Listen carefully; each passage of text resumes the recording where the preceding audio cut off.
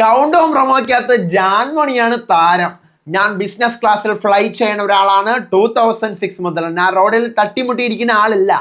എൻ്റെ കൂടെ ആരോ ആയിക്കോട്ടെ എവിടെയാ സംസാരിക്കണമെങ്കിൽ മര്യാദയ്ക്ക് സംസാരിക്കണം, അല്ലേ? ജാൻമണിയുടെ ഡയലോഗ്. പക്ഷെ ശരിക്കും ഇന്ന് വന്നിട്ടുള്ള കൗണ്ട് ഓൺ പ്രൊമോയ്ക്കകത്ത് 5 സെലിബ്രിറ്റീസ് വരുന്നു എന്നുള്ള ഒരു സാധനമാണോ നമുക്ക് തരുന്നത്?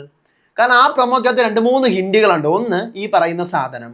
പിന്നെ എന്താണ് ഈ സീസണിലെ ബിസിനസ് ക്ലാസ് പാടില്ല, അല്ലെങ്കിൽ ഇത് പരദൂഷണ കമ്മിറ്റി പാടില്ല എന്നൊക്കെ പറയുന്നതിന് അത് പിന്നെ അതില്ലാതെ എന്ത് ബിഗ് ബോസ്? ആ സംഭവം അതിനകത്ത് എനിക്ക് എൻ്റെ ഒരു തോട്ട് ഉണ്ട്. അതിൽ എന്തായാലും നമുക്ക് പ്രൊമോയുടെ റിവ്യൂയിലേക്ക് പോകാം. കൊള്ളാം, കൗണ്ട് ഓൺ പ്രൊമോ എന്ന് വലിയ വിഷയമില്ലാതെ അങ്ങ് പോയി.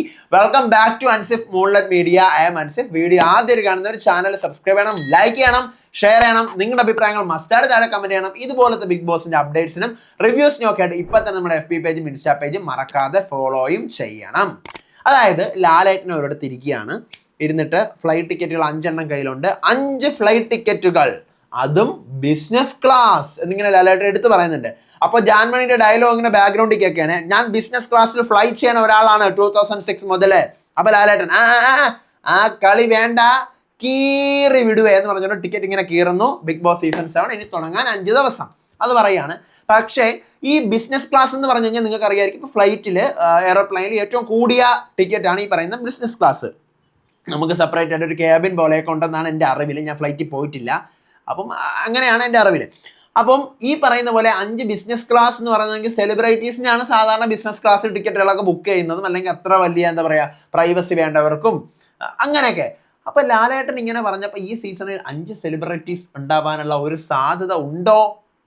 നിങ്ങൾക്ക് എന്താ തോന്നി? അതൊരു ചെറിയൊരു ഹിൻ്റാണ്, പക്ഷെ അത് നമുക്ക് ഉറപ്പിക്കാൻ പറ്റത്തില്ല. കാരണം ജസ്റ്റ് ചിലപ്പോൾ ഒരു ഹൈപ്പിന് വേണ്ടി ജാൻമണിയെ കൂടി എടുത്തിട്ടതായിരിക്കാം.